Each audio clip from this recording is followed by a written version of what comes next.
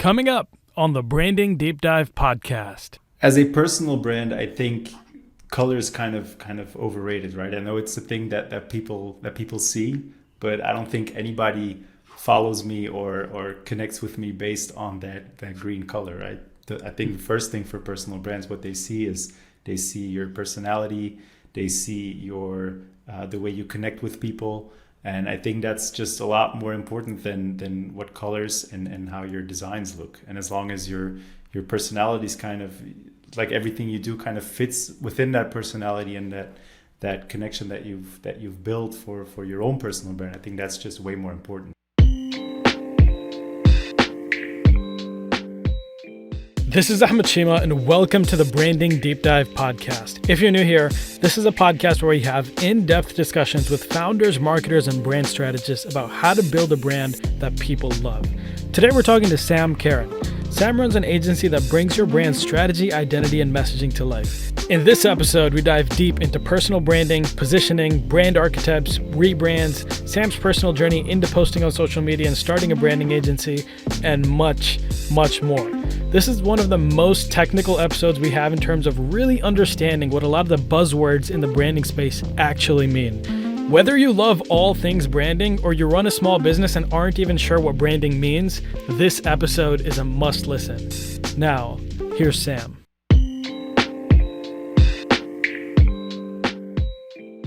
All right, Sam, welcome to the show. Thank you so much for accepting the invite and coming on. Really excited to have this discussion with you. For the audience that may not be familiar with who you are and your work, can you give them a brief introduction? Well, I'm Sam. I have a branding agency in Belgium. It's called Splash Branding Agency. I've been working in branding and marketing for about 7 to 8 years. And I think most people would probably know me from Instagram, I guess, from my own personal brand there. But yeah, I work a lot with small businesses, so I'm also very excited to talk with you today about branding for small businesses. Yeah, let's start with how did you get into the branding space? So I've always kind of had this love for graphic design. Ever since I was like 12, 13 years old, I've been playing around with like Photoshop and all that stuff, right? But I didn't really know of the idea of branding existing as a job. Right, so I kind of went into marketing, and then after getting my degree, I started as a marketing manager, and I started in a business that recently went through a rebrand. So I kind of had a first-hand approach on what it was like to rebrand a business, and then also it was amazing to see the results we were getting, right? Because I was responsible for marketing there, and I saw that this brand was just so easy and so straightforward to kind of put out there in the market, and the results we were getting were amazing. And then that's when I realized that I wanted to learn more about what it takes to build brands, both strategically and like design wise. So how did you go from like it sounds like you were in like a job, right, as a marketing manager, and then now you're doing your own thing, right? You have Splash Branding Agency, which is my perception is that you're the head of this, and it's like do you have a team or is it just you? It's the business is just me, but I do work with other freelancers. So basically kind of keep the overhead costs low, and still whatever stuff that I want to do myself, I can still keep doing. But I do work with other specialists, right? So if there's like video editing or some like SEO stuff that needs to be done, like I'll pull in the right type of freelancers to kind of support me on the job. But pretty much the team is just me. Got it. Yeah. So I think for someone like me who is in a job, right, in the corporate world, one of the toughest things is to make that leap, right? You have this security that is, your monthly paycheck that's coming in, and you know that although it may not be what your dream is, it's stable, it's secure. How did you take that leap? Well, for me, I did it for a long time as kind of a side hustle, right? So I had my marketing job 9 to 5, and then what really helped me was actually when COVID hit, right? So I do play basketball as well at a pretty high level in Belgium, And when COVID hit, the whole basketball season stopped as well, right? Everything was just like there was nothing going on there. And so I had a lot of free time that just came up in the evenings, like 2, 3, or like what used to be 3 or 4 nights a week that I was playing basketball. I just had nothing to do, right? So I decided to kind of start building that personal brand, work a lot more on branding. And then it was about a year or a year and a half that I really did that on like as a side hustle. And I think as soon as I really noticed that like a lot of clients were coming my way, and I just had a lot of projects that were ready, but I didn't have the time, then I think that step towards really creating it my main job, my 9 to 5, was pretty easy, right? There wasn't really a lot of risk involved, because I think a lot of people don't really dare to take that leap because they're not sure how they're going to get clients. And so that was already taken care of by building that personal brand and building that side hustle for over a year. So the jump was pretty easy for me. But I mean, easy. I think easy is the wrong word there, because it was more than a year of, it was more than a year of instead of sitting in front of the TV at night, I was just on my computer doing branding projects. And I think it's if it's what you love, then it's not really that much of an effort as well, right? One thing I did want to ask you, it sounds like, and I think for a lot of our audience this may be relevant as well, is that you're into design. Would you call yourself an introvert? Yes. I think when I first started the personal brand, like a lot of people around me, like they would have never thought that I would put myself out there like that, right? So that was definitely difficult, but there's kind of just learning by doing, right? Yeah, I think that you just hit the nail on the head. It's just like, what I wanted to ask you is how, as an introvert, one of the toughest pieces of this whole, building a brand piece is oftentimes getting out of the shell and making sure you're putting yourself out there. How have you dealt with that? And like any advice you have for people that are introverted and what's holding them back is really just, I don't want to put myself out there. I think it's hard to kind of give advice other than just try it, see what happens. I think often people think that others care about them a lot more than they might. I think people are still pretty naturally selfish, if I may say so. And people don't really care that much about what you do, not as much as you think they do. And so when I noticed that I actually took that leap and started putting myself out there, I mean, the response was positive, and there really wasn't what I think you're afraid of at first is people kind of like trying to judge you, like laughing at you because you're putting yourself out there. But I think once you go past that idea or that point of just doing it, then I think you'll soon realize that it's really not as bad as you might think. Mm-hmm. Now I want to shift gears here a little bit. When you were kind of giving your introduction, you mentioned that you were in this role as a marketing manager and you started seeing results. I think a lot of people in the small business space, at least the people that I've worked with, may not understand the value of branding or investing time in branding and brand strategy and that kind of thing. Just wanted to pick your brain on, like, when you say results, how do you actually, gauge results? Like what kind of results are you seeing? And for small businesses that are hesitant to take the leap, like what advice do you have, and what kind of like, what is the promised land of investing in branding? Well, I think if and I know it kind of goes against my core business here, but if you would look at branding and marketing, then a business could work without really focusing that much on branding and putting a lot of effort into marketing. But the other way around would probably just never work, right? If a business would put a lot of effort into branding and then just not do any marketing, then that would just never work, right? So I think branding is kind of an accelerator when it comes to marketing, right? If you have a good brand, then it'll be a lot more efficient. It'll be a lot more cost effective to market your brand. And I think that's where branding and marketing kind of go hand in hand, right? So branding is kind of shaping the wheel, and then marketing is pushing the wheel, right? And however good your branding is the smoother the wheel is, or something like that.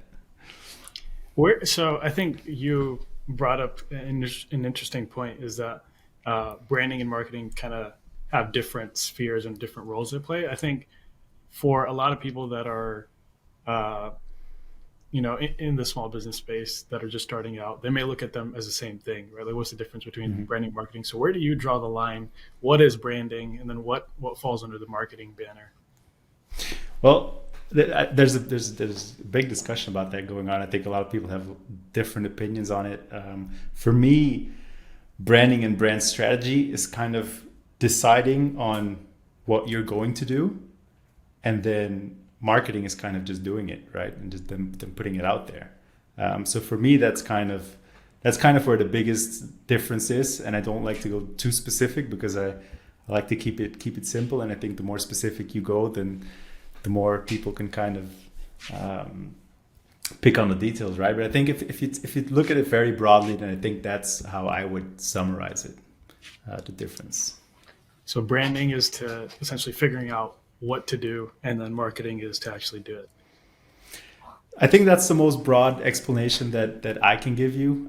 Because I mean, if you go more into detail, then branding would be kind of figuring out how people need to perceive your brand in order to either become a customer or to reach your goals that you have as a brand, and to kind of position yourself in the minds of those people, right? But I think, like I said, if you're not doing any marketing, then you're never going to create that position within the minds of your audience. So they definitely need each other in order for your business or your brand to grow.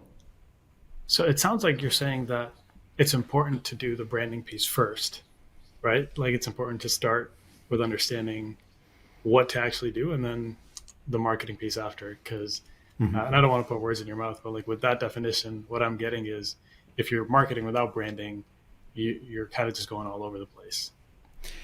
Yeah. And like I said, sometimes businesses do work only by doing marketing and no branding, but I think that's businesses that just kind of got lucky, or that maybe they already have a lot of experience in the sector and they kind of already know which pieces are missing in the market, and then they just start marketing, and then they kind of get lucky, or they just hit the nail on the head without. I think it's just by getting lucky, right? But what Mhm. branding does, it kind of helps you make those decisions going forward, and you kind of know what to focus on, but also what you shouldn't focus on. I think that's equally important for smaller businesses. Yeah, no, that's the first time I've heard that definition. I really like that. Um, Kind of shifting gears here a little bit, and then getting into a little bit your personal brand. So you're someone that really you have a strong visual identity. Like the green color is like very distinct on your profile and even on your website, and across the designs that you do. Right? How do you, as someone that's just starting out, right? Like there's so many options, right? How do you Mhm. decide what it is that you want your identity to be, and kind of how do you go about thinking through that? Well, as a personal brand, I think color is kind of overrated, right? I know it's the thing that people see, but I don't think anybody follows me or connects with me based on that green color, right? I think the first thing for personal brands, what they see is they see your personality, they see your the way you connect with people, and I think that's just a lot more important than what colors and how your designs look. And as long as your personality is kind of like everything you do kind of fits within that personality and that connection that you've built for your own personal brand, I think that's just way more important. And then keeping all of those other things kind of consistent, right? I mean, I could have just picked the yellow as well, and if people loved my personality and the way I told the story, then they're gonna think that yellow is what really matches me, right? And I think it's just Mm. being consistent as a personal brand is way more important than which colors you pick. So to kind of recap, you're saying that personality and consistency are more important than whatever color you decide. Is that For a correct? personal brand, yes, and I think sometimes for business brands as well, right? There's just so much more that goes into branding than color.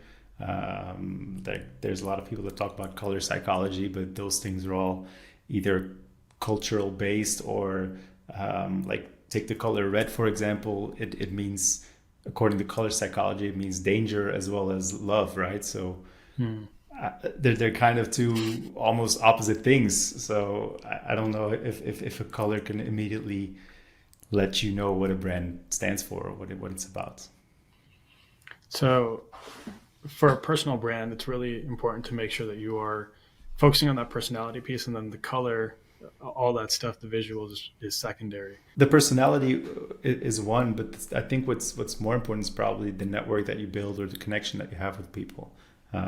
There's often that I start a branding project with somebody, and we start off with brand strategy and design, and because I've built that connection with them and I'm kind of building a network, then whatever comes next after the branding, I'll probably be the first person that they ask where to go, or maybe even do it myself, right? There's been brands that I've done the branding for, and then they need like photography for their headshots on their website.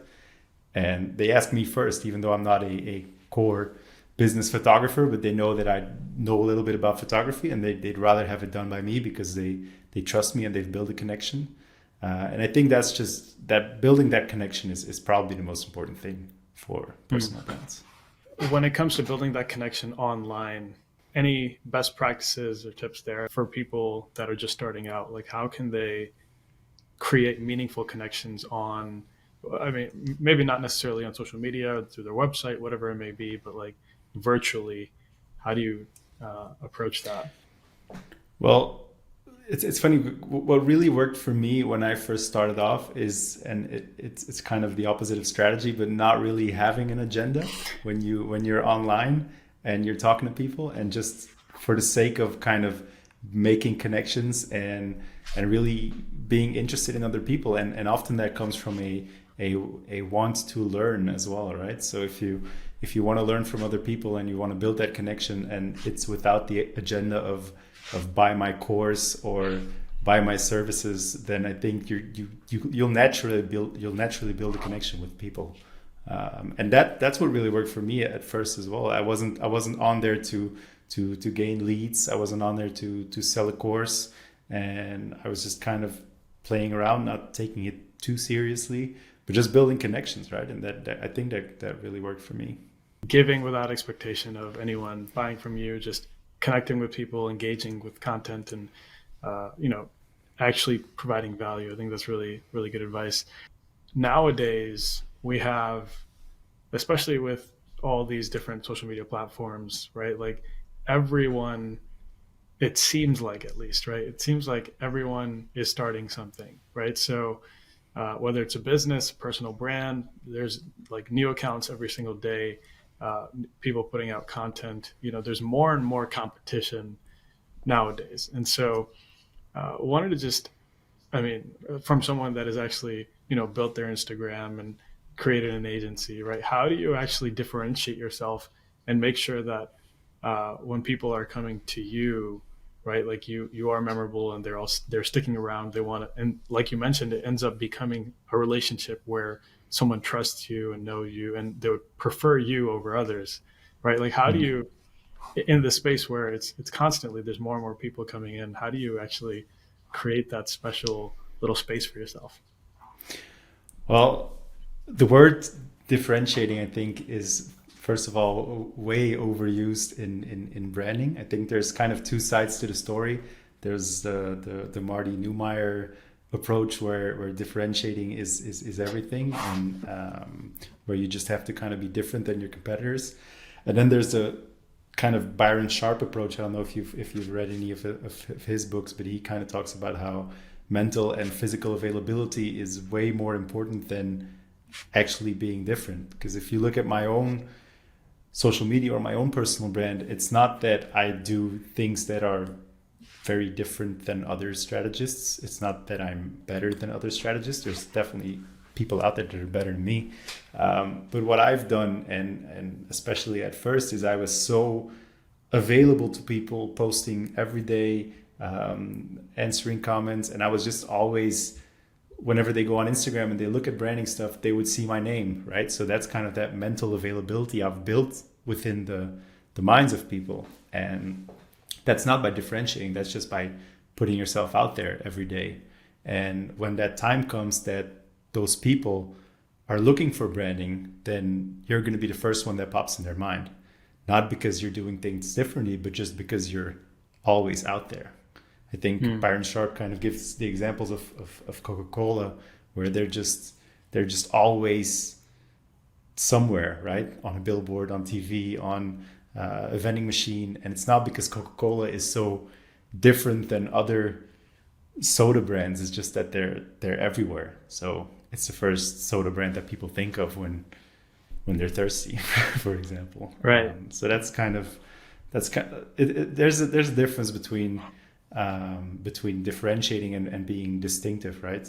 I think distinctiveness is a lot more important in branding, where people don't confuse you with other brands, and that you're kind of memorable by what you do, and not really being different than other people, if that makes sense. Yeah. So I think that's a really unique take. I wasn't expecting that, but I haven't heard of Byron Sharp. I'm going to look him up after. And Byron Sharp is kind of the anti branding person. So it's definitely a little more shifted towards the other extreme, where branding has absolutely no impact on a business. But it's definitely interesting to read and to kind of make your own mind about where you want to kind of sit on that spectrum of the Marty Neumeyer, Byron Sharp spectrum. But yeah, it's definitely an interesting read.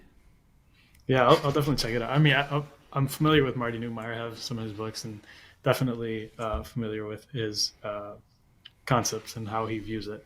Now, on this subject, I think where my mind goes to is positioning, right? Like I feel like this can be a buzzword in the branding space as well, right? Like, so when we're talking about differentiator, and then you brought up like being distinct is important, right? Like, how are you viewing positioning? What's your definition for it, and how do you actually position yourself as a business in the space you're in?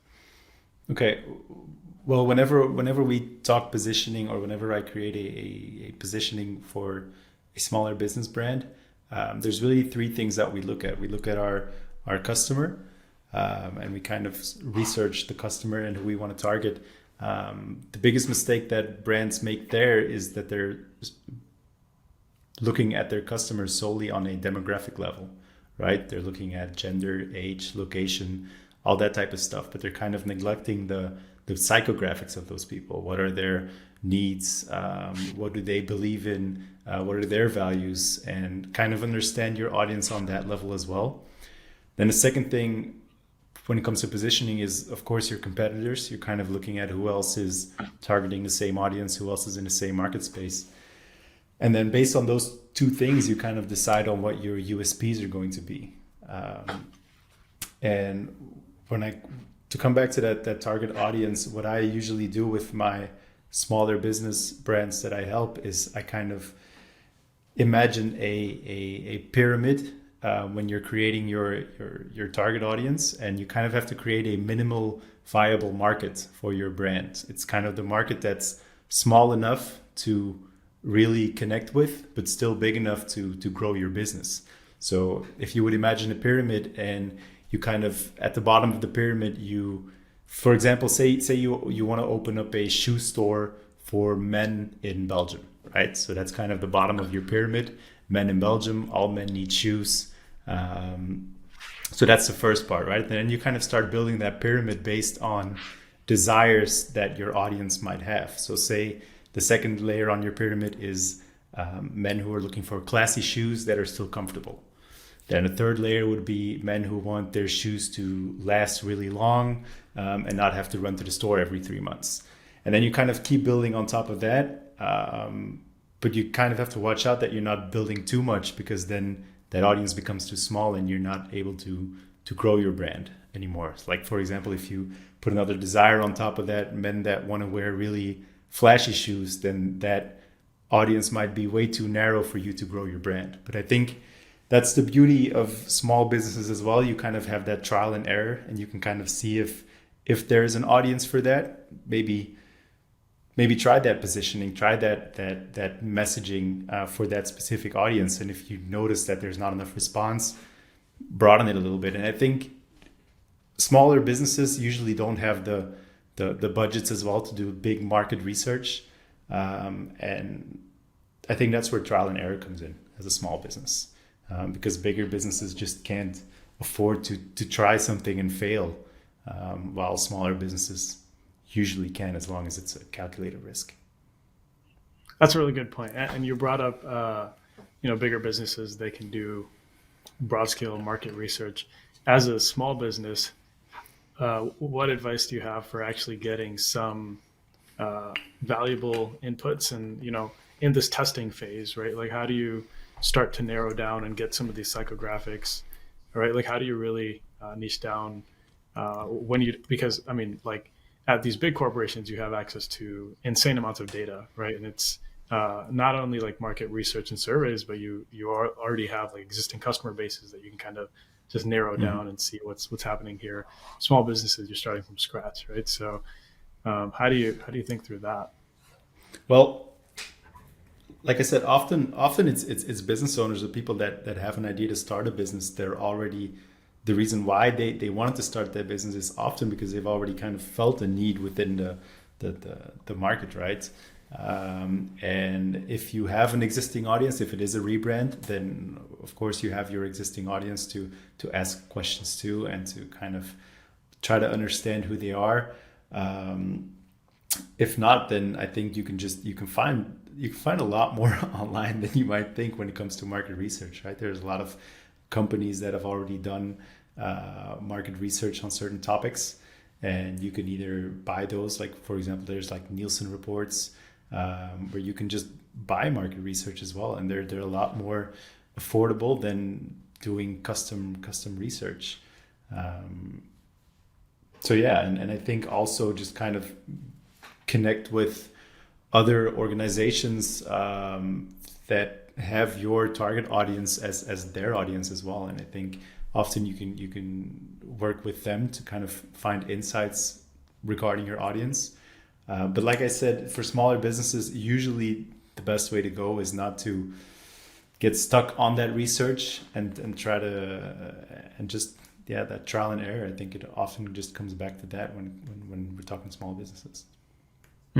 Just really, I actually, I've never actually bought market research. I think that's probably a good thing to try and see what kind of data is in there and what kind of insights that provides. So another one that I didn't mention is what often works is looking at your competitors as well, right? There's so many different review platforms as well. When it comes to social media, you can kind of go to your competitors, go look at their reviews, see what people are saying. Sometimes when you look at bad reviews, for example, you can find recurring reviews or recurring mentions from people, and then there you can kind of find like what are your competitors missing, and maybe that's something that hasn't been explored yet by the other brands within that market space. And I think just social media is probably the best one. If you look at what people are buying your competitors' brands, and you can kind of stalk them to kind of figure out who those people are. And it's sometimes a lot of work to kind of go through profiles, but sometimes you can kind of find these little insights of things that you see appearing on that target audience. And I think that's another good way to do research as well, if you're really if you're looking at a low budget type of research. Oh yeah, those are really good tips. Social media, making sure you're looking at your competitors' reviews and trying to find trends. Those are things that don't cost any money, and you can just start doing those. So those are real practical things that we can implement like today. So appreciate that. I did want to ask you about something that I'm a little bit curious on myself. So I know on your website you have a course on, not a course, I don't know what I should call it, but you have a product on your shop on brand archetypes, right? And so what I'm curious about is like, what is a brand archetype? And let's start with that, and then I have a couple of follow-up questions. But yeah, Okay. what is this Well, term? The idea of brand archetypes, I think it was first outlined by Carl Jung. It was a Swiss psychiatrist. I think it was around 1920 somewhere. Don't quote me on that. But it kind of derived from the idea that all humans have one really dominant desire or trait within their personality, and that their personality is built on that. And the idea is to apply one of those archetypes to your brand in order to connect with people on a human level. And I think the idea kind of comes from a scientific approach as well, where people have been connecting and trusting other people for millions of years, while connecting and trusting brands. I mean, brands have only been around for a couple hundreds of years, so our brains just haven't really adjusted to the idea of trusting a logo or a business or something like that, right? So that's why you kind of want people to appeal to your business on a human level. And I think brand archetypes kind of have this love-hate relationship within branding as well. But the mistake that I do see a lot of small businesses make is that they link their archetype. And I don't know if I'm kind of going into some follow-up questions that you might have, but that businesses kind of link their archetype to their audience's archetype too much. Like they kind of look at, okay, what is my audience's archetype? Okay, that's the archetype that I need to be. But often what's more important is the role that you play within the lives of your audience. So say, for example, that your target audience is a creator archetype, which means that they're really like these creative people, these people that want self-expression. But say you own like a planning tool for creatives, then does that mean that your main messaging should be self-expression or creativity? Then you might want to go more towards like a ruler or a organizational type of archetype, because that's the role that you play in their lives. And that's what we want people to remember.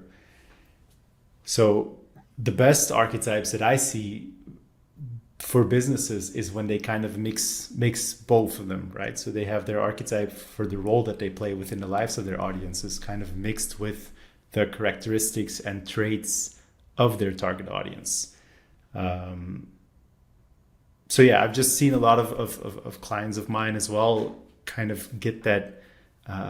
It gives them clarity of what my brand should stand for, and also what it shouldn't stand for. Say you decide that you want to be a jester brand and you're really into entertainment, then you know that you maybe shouldn't have these full pages of technical details about your product that you focus on, right? Because you're a jester brand, and people want to know what they can expect from your brand in order to connect with it, and to eventually trust it and become a customer. Yeah, that was really awesome. I was going to ask you, one of my follow-ups was like, how do you decide which one it is? But I think that the planning and the creative example kind of highlighted that, right? Like your audience is creatives and they want self-expression, but that doesn't necessarily mean that they're looking for self-expression in a brand, right? So they already have this strength and this desire. What they're looking for is, planning, and the other side, the ruler. And so that's, if you want to serve someone with that archetype, you have to think about what it is that they actually are looking for. And so that was a really good example. I think it really kind of paints the picture there. And I think there, like I said, you kind of infuse those characteristics of your audience as a secondary archetype, where your main message might be that planning and organizational elements, but your secondary message could be so you can focus more on your creativity, so you don't have to worry about your planning and your structure, because we have that covered. So you're still the planning and organizational brand, but the goal for your audience is so that they can be more, or they can focus more on their self-expression, right? So it sounds like you're saying, if you really understand both your archetype and your brand's, your customer's archetype, then you can create messaging that, number one, shows them what you offer, and then why it's relevant to them as well. Exactly. Yeah, that's a really good example. Honestly, I didn't know too much about archetypes. Just kind of being completely frank with you, it seems like I follow your stuff on Instagram, and I thought you were going to be a lot more opinionated on some of this stuff than you were, right? It seems like you have a really balanced approach to a lot of these things, and I think in this space, especially if you have products and courses that you're selling, it's really easy to become really like, hey, branding is everything. Branding is going to save the day, and this product, blah blah blah, right? So I'm interested in how you kind of like got this approach. Like I know you kind of highlighted it as when we were talking about Byron Sharp and Martin Neumeyer, is kind of reading both ends of the spectrum and deciding for yourself. But really, what role? I guess the question here is like, what role does really research and understanding and doing your studies play in your branding and understanding and journey? Well, I think like any question, and I think that's where my balanced approach kind of comes from. I think any question in branding that you might have always has the same answer, right? It depends. I think you need to know what the goals are, what the strategy is, in order to know what type of branding approach that you need to take, right? I have another example of a brand that I did last year where it was a brand for a hair salon, right? And she wanted a rebrand. And while somebody might say that rebrands fail because they might be superficial and it's based on like subjective design, but in this case, the business owner, she already had her customers. Her agenda was fully booked. She had her customers. She didn't really want to grow her business. She was just happy where she was. But the design that she had was kind of dated, right? And she kind of lost motivation to really put her brand out there. And so the goal of that rebrand was just to get the business owner to feel motivated about her brand again. It wasn't to create a loyal tribe, or it wasn't to ask higher prices. I mean, maybe she did afterwards, but that wasn't the goal, right? So the goal was just to create a brand that the business owner felt motivated with. And so branding really, or the goals or the expectations of branding are always different based on your strategy and what you expect after the rebrand. So I think that's where that balanced approach comes from. So yeah.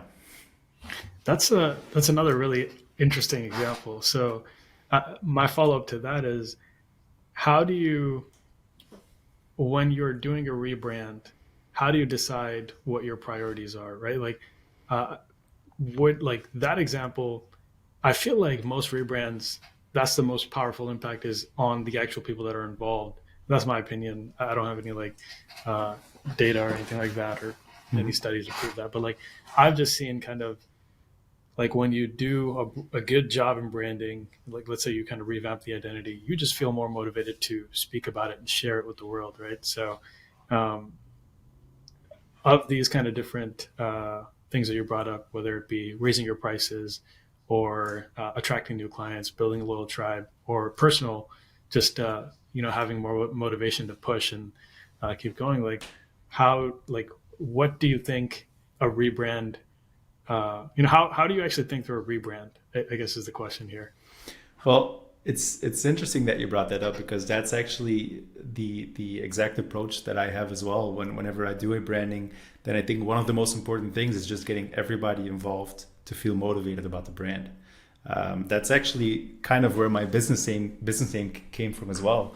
For the Splash Branding Agency, I believe that a good rebrand creates a large splash within the company, that kind of those ripples of those people that are motivated and want to work on the brand, they kind of go outwards and they grow your brand, right? So that's kind of where the idea of the business name came from as well. So I always believe that branding, and especially when you look at like purpose, mission, vision, all those kind of things, they're always internal first, and they shouldn't be seen as a marketing tool.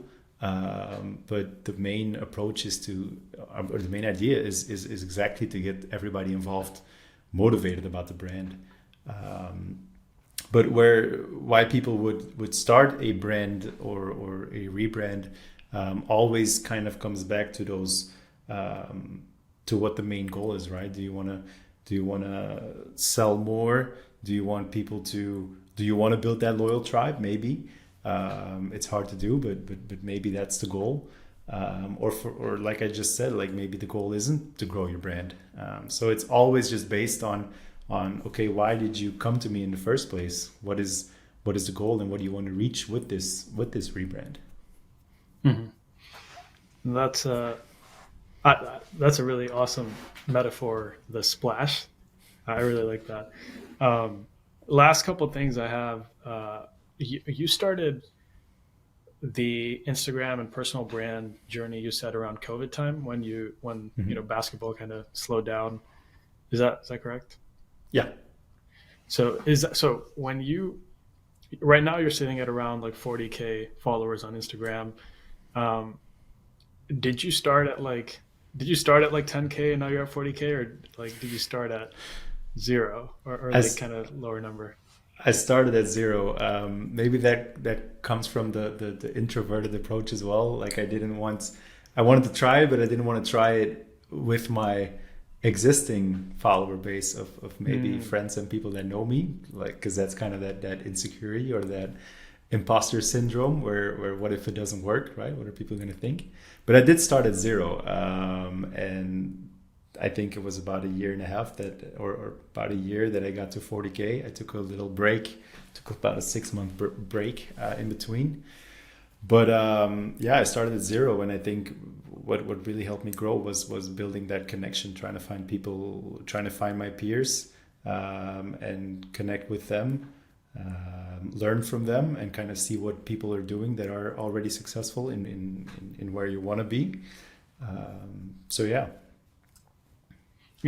you mentioned some tips on actually how to grow, which is what I was going to ask you too. But my question for you really is, one thing that we see in this space on social media is, a lot of people feel like the algorithm kind of runs everything, right? And so just wanted to get your take. Like recently, I had a conversation with some people the other day where like, oh, my posts aren't getting seen by as many people now, like, algorithm this, algorithm that. And so just want to get your take on the algorithm. Does it really have as much power as people kind of make it out to be, or is it more about what those tips that you just mentioned, actually connecting with people and engaging and creating, providing value consistently?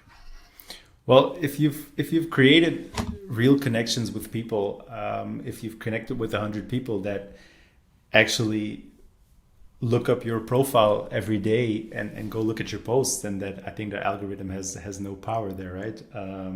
But I think the algorithm in itself, I think people that really try to explain how it works, I don't think anybody really knows exactly how it works.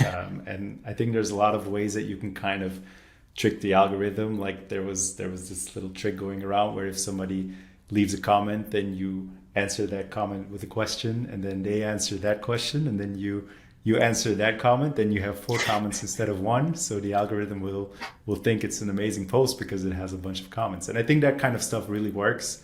But I think the most important thing is just it's not growing your following base or getting your posts seen by as many people. I think the most important thing is consistency and just being out there every day. And if that means that you aren't spending time searching for hashtags or replying to every single comment, but it means that you aren't getting burned out within the first 3 months of posting, then that's going to have a much bigger impact on the long run. And wherever you want to be, then really focusing on that short term, how can I get as many eyes on my post right now? I think you kind of have to, and that kind of comes back to strategy as well. You have to look at what is your goal on social media. Are you looking to build connections? Are you looking for clients? And it just always comes back to that, right? And a bigger following base is definitely, like for me, for example, I have a large following, but it's not that a lot of my leads come from Instagram. I think Instagram for me works mainly as a social proof, where if people come to me and they see my social media, then it's kind of as an authority, right? They look at it and they see, okay, he must know what he's talking about because a lot of people follow him, and it's kind of that social proof, right? I think that's probably the biggest impact that my social media has on me getting or convincing potential leads to work with me. That's interesting. So you're saying in your space, it's not so much, you're getting leads from these Instagram followers, but it's more about when you do have an actual lead, they check your profile and they're like, okay, this guy knows what he's talking about because all these people are following him and he has this nice profile and all that. That's interesting. I think that's just my experience, right? I mean, maybe there are other people that have a very well thought out sales pitch and thing that they do through Instagram, but I'm just not really. I mean, I do have the luxury of not really having to look for too many clients, and I know as soon as you kind of have that pressure of trying to find clients, I know that it's not as easy to have that easy approach on social media. So last thing I wanted to ask you, and then I want to give you some time to share where people can find you and your website and get in touch with you. But last question I had for you is, working with clients, how do you make sure that how are you thinking through that experience? How are you making sure that when you work with a client from start to finish, that you are building that trust, like you mentioned, and they are coming back to you for other projects, right? Is there any specific things you're doing, or is it just kind of being yourself? I think, like you mentioned, I think it's kind of a mindset, right? When you're building the brand, I think I made a post about it a couple of weeks ago. I think the most important thing that a brand strategist can have is or anybody in the service industry is curiosity, right? So you start working on a brand and you're curious, right? You want to know about the market, you want to know about them, you want to know what drives them, and just really being interested in your client. And I don't think it's not something that you specifically have to focus on. I think it's just if you're kind to people and you're really interested in what they do genuinely, then you naturally will build that connection. Like I don't think I have any other tips on this is what you have to say to build a connection. Like I don't think it's really a mindset thing more than a practicality thing. I know. I think that's pretty practical, right? Like I think the characteristic of someone, if I have to sum up what you're kind of saying, the characteristic of someone that really excels in working with clients is having that characteristic of curiosity and being genuinely interested in the client's business and their growth and how to get them to their goals. So Sam, thank you so much for coming on. Really appreciate it. For the audience, how can they get in touch with you? How can they find you on Instagram and then your website? Where do they reach you? Okay, so on Instagram, you can find me on the Sam Caron. The reason there's a "the" in front of my name is just because my name was taken. Often people think like he's full of himself because he puts "the" in front of his name, but that's just a username issue. But yeah, you can find me on the Sam Caron on Instagram or just my name on LinkedIn. I'm happy to connect there as well. My website splashagency.be. That's where you can find like some of the cases I've worked on, or if you are interested in working with me, that's where you can find me.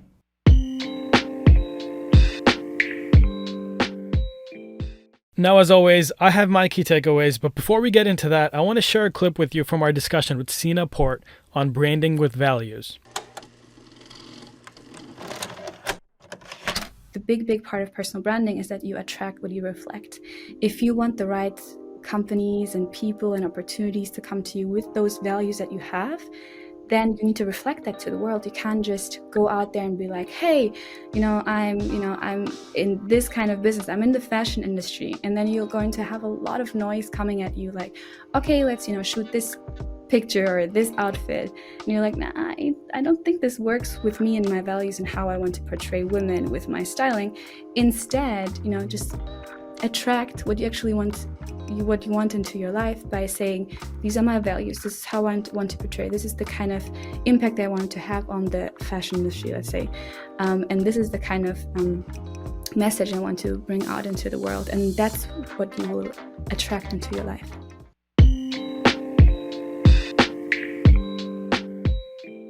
If you enjoyed this discussion with Sam, I am sure you'll also enjoy the episode with Sina.